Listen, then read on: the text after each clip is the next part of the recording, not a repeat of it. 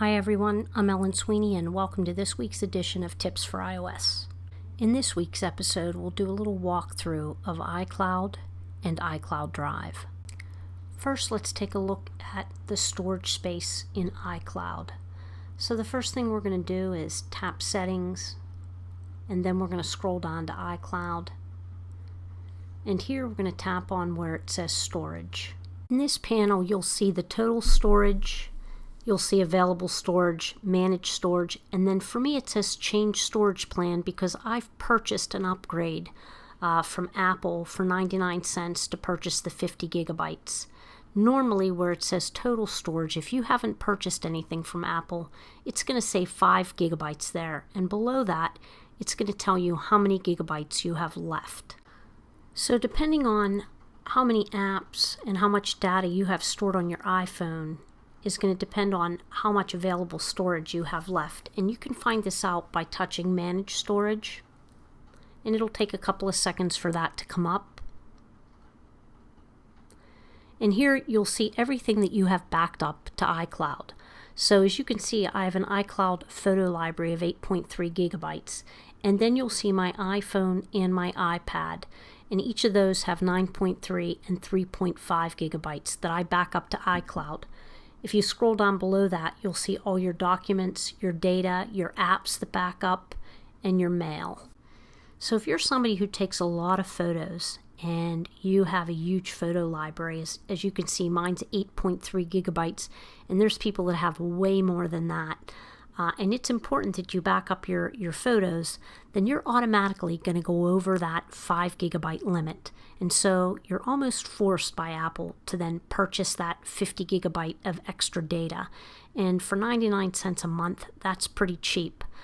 Now, if you're somebody that takes, lots of photos and you have lots of music or, data on your phone and you may end up going over that 50 gigabytes, well, then you're going to end up going to the next tier, which I believe is 200 gigabytes for $2.99. Again, it's relatively cheap, but you're almost forced into doing that.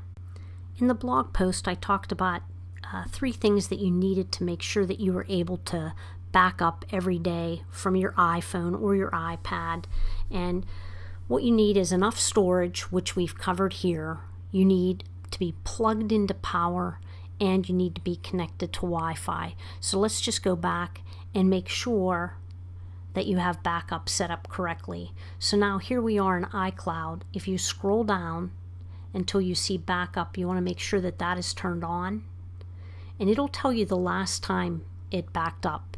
If it says your last backup was several days ago or several weeks ago, then somewhere along the line you don't have one of those 3 things. Either enough storage, either you're not connected to power, or you may not be connected to Wi-Fi long enough for the device to back up. So you can go ahead and hit backup now and your device will back up.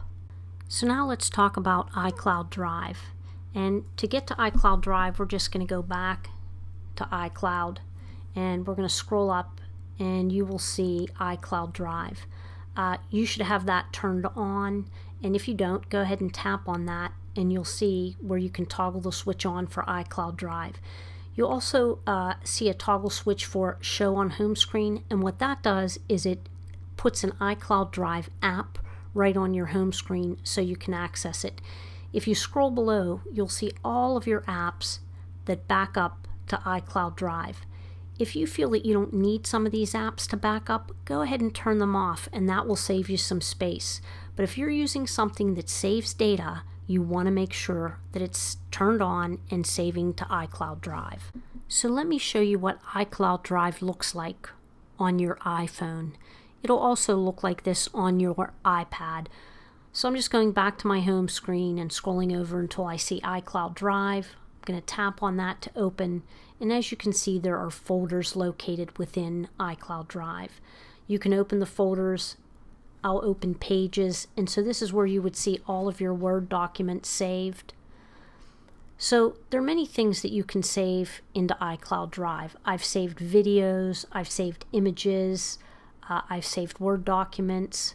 So you can pretty much use iCloud Drive for whatever you want to store there. Think of it as a Dropbox for your iPhone or a Google Drive for your iPhone, anywhere that you can store documents and they're in the cloud, and then you can see those documents on any of your devices. Once they're in the cloud, if you have an iPhone, you'll see them on your iPhone. If you have an iPad as well, you'll see those same documents on your iPad. So that's it for this week's episode of Tips for iOS. I hope that gives you a good idea of what iCloud and iCloud Drive is used for. If you have any questions or comments, you can email them to me, or you can comment underneath this blog post, and I'll get back to you as quickly as I can. Otherwise, I'll see you next week on Tips for iOS.